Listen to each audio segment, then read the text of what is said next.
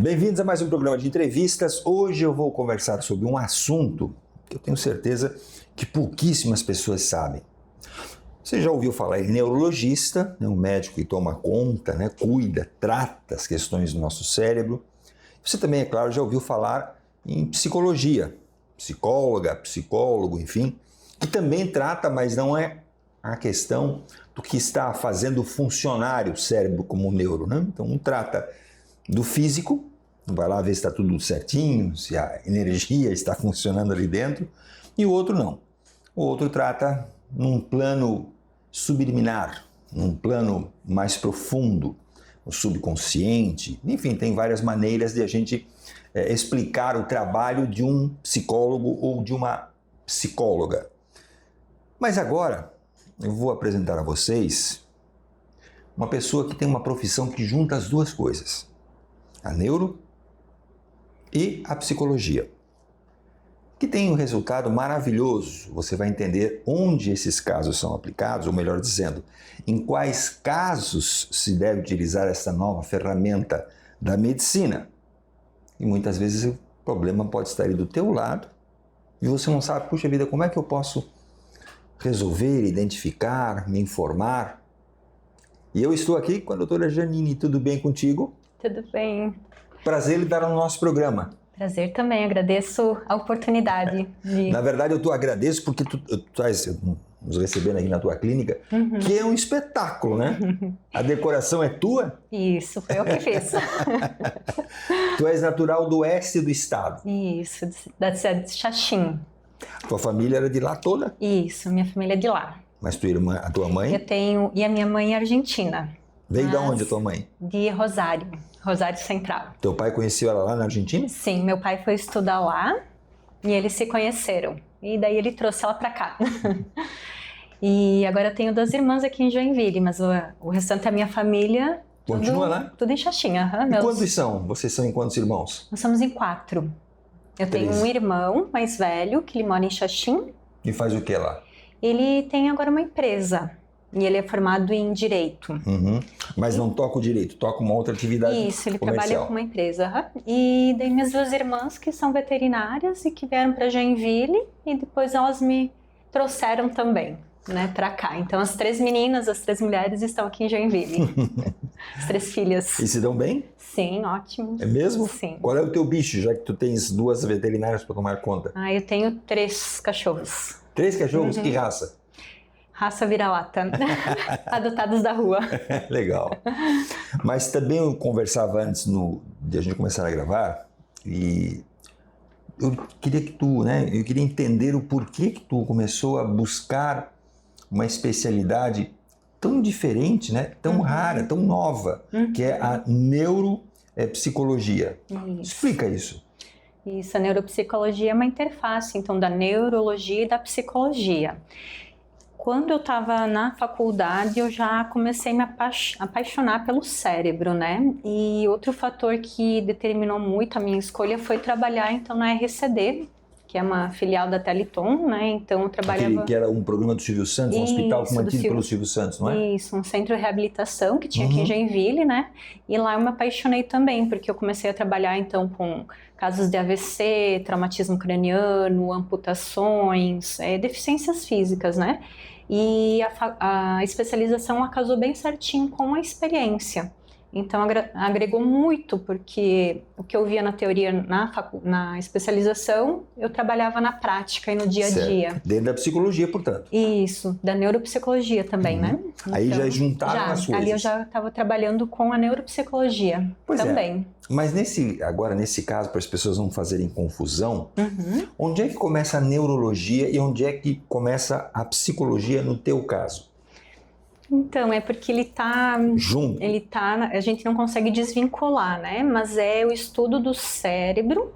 Então, a gente sabe toda a parte de estrutura, funcionamento, mas também a gente sabe que tem o comportamento da pessoa que também passa, pelo cérebro. Então, essa interface, essa ligação que tem, né? Então a gente estuda muito esse comportamento também decorrente das funções cerebrais e da atividade cerebral, então é por isso que também... Então a pessoa chega lá, por exemplo, com um dano neurológico, motivo de um acidente ou uma doença, e você vai além daquela imagem que o médico olha. Isso, eu vou tentar entender, por exemplo, o que aquela lesão ela pode ocasionar na pessoa, né?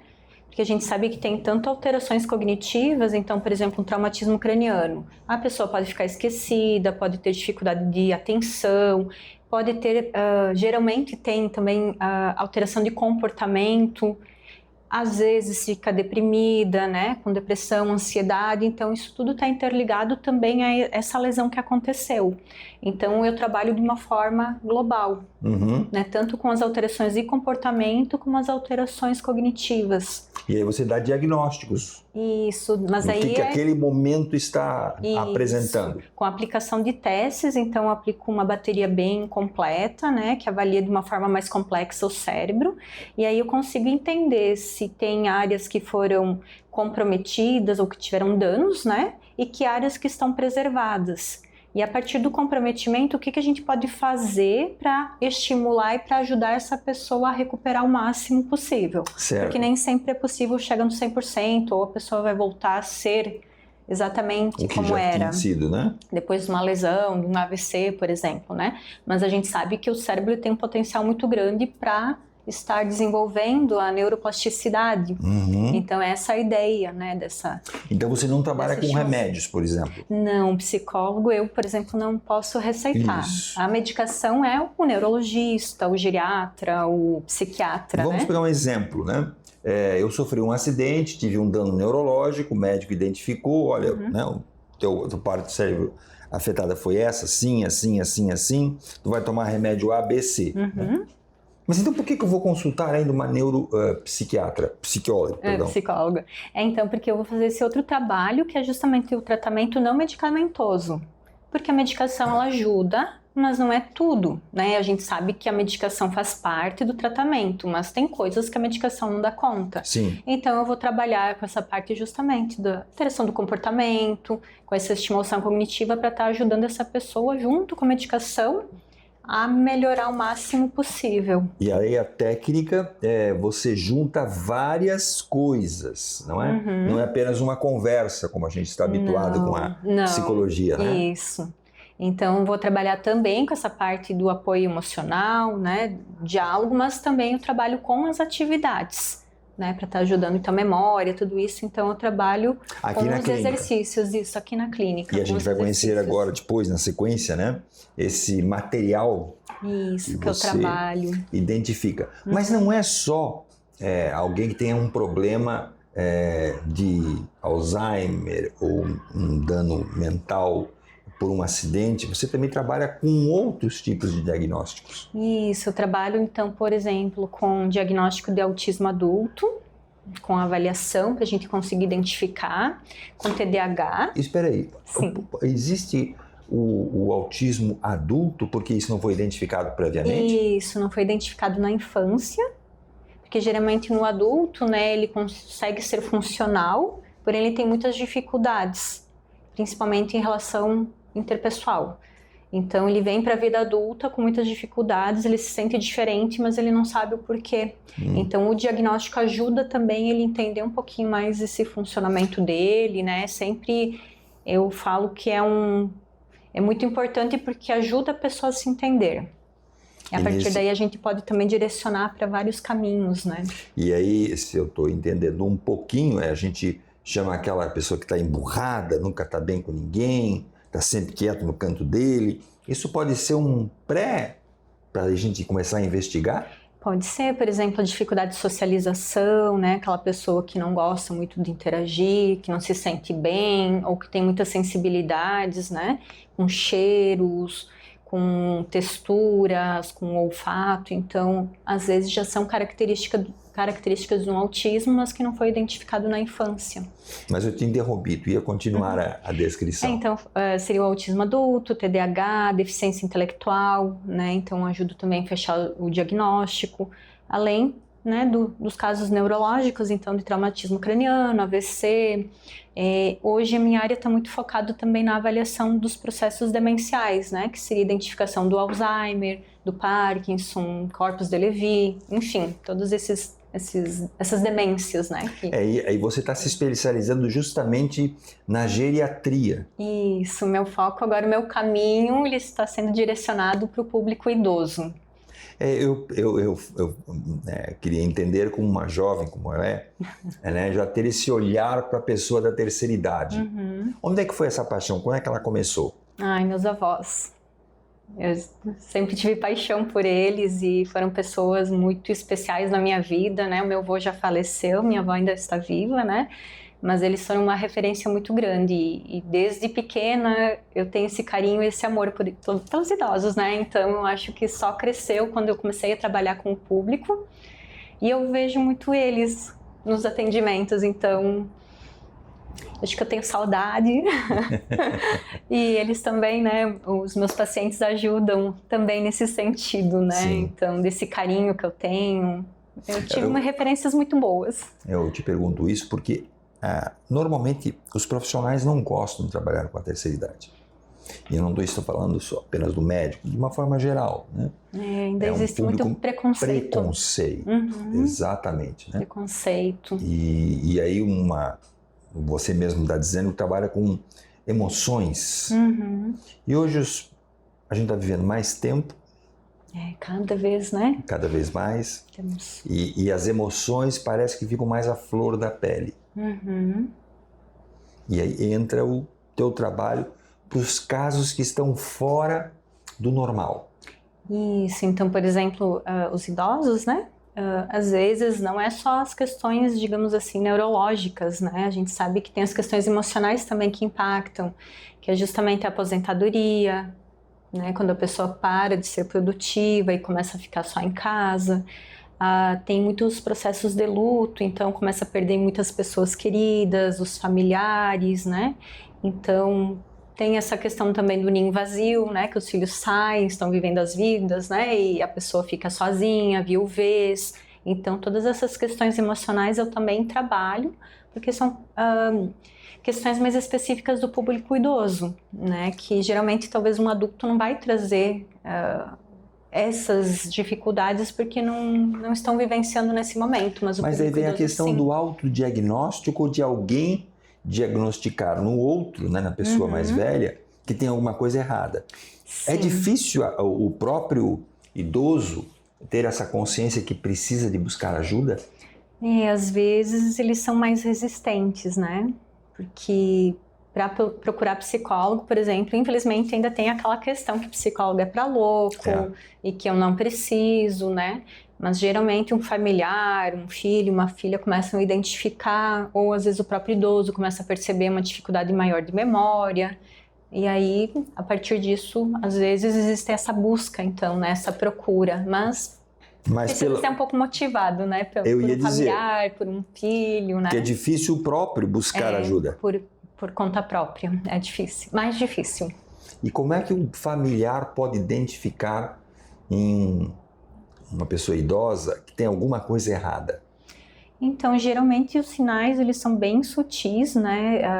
A gente começa a perceber coisas pequenas, então pequenos esquecimentos no dia a dia que começam a se tornar frequentes, então começa a esquecer lá a listinha do mercado, precisa comprar 5 coisas, vem com 3, que são coisas que ela sempre compra. O gerenciamento financeiro também começa a se atrapalhar no troco, no pagamento, esquece de pagar conta de água, de luz, ou paga duplicado, né? Então são esses sinaizinhos que começam a chamar atenção. Ou o idoso começa a repetir muito a mesma história, conta e esqueceu o que contou, repete. Então esses detalhes começam a chamar atenção e seria importante já buscar ajuda, porque o quanto antes a gente conseguir avaliar, identificar, mais fácil fica. Mas é sempre importante procurar um médico, né, para descartar as questões de físicas. Então, primeiro para fazer uma bateria geral, por exemplo, de sangue, né, para descartar se pode ser baixa vitamina D, B12, né, que talvez repondo já melhora. Tu acha? Sim, eles provocam... Vitamina D só vem do sol, vitamina D. Vitamina D, só que às vezes precisa suplementar. Como eu não né? pego sol, então eu devo estar com um déficit enorme. E daí, por exemplo, a baixa vitamina D provoca também esquecimentos, a vitamina B12 dá uma fadiga, então são questões físicas, né? Sim. Que às vezes corrigidas já melhora e beleza. Suplemento alimentar. Isso. Mas se tá tudo certinho, né? Tá tudo ok, e mesmo assim a pessoa tem um esquecimento, já apresenta essas dificuldades, então talvez precise aprofundar um pouquinho mais. Então, descartando essa parte, né, médica, que ele também vai solicitar a ressonância de crânio, a tomografia, então ele vai avaliar toda essa parte, e geralmente eles pedem então a avaliação também para aplicar a testagem para a gente identificar se aquele esquecimento está dentro do esperado para a idade, se está um pouco maior, né? E aí então, entra o teu trabalho. Isso, dentro do meu trabalho, para conseguir identificar isso, e junto com o médico, porque eu sempre falo, é um trabalho em equipe, né? A gente precisa trabalhar juntos, profissionais, porque cada um vai olhar uma área, né? Para a gente conseguir fechar o diagnóstico de uma forma mais correta possível. Claro. Mas diferente do médico neuro, que manda fazer um exame, né, de imagem, normalmente, aí através dessa imagem ele interpreta o que está acontecendo. Contigo não. Você não tem nenhum exame externo, você não manda a pessoa fazer nada fora. Você tem essa identidade toda aqui. O processo todo de identificação é dentro eu da faço tua clínica. a aplicação dos testes, só que eu também olho a ressonância, eu também olho a tomografia, eu também olho todos os exames de sangue, todas as medicações que a pessoa toma. Então, eu também tenho todo esse olhar e eu preciso desses dados, além de todos os testes, enfim, tudo que eu daí faço aqui na clínica, né? Certo. Que daí é o meu trabalho. A gente já volta depois de um breve intervalo e você vai conhecer que testes são esses. Aí você vai ficar surpreso, como eu fiquei há muito tempo atrás quando eu tive contato com essa atividade maravilhosa na medicina. Um instantinho só, nós já estamos voltando.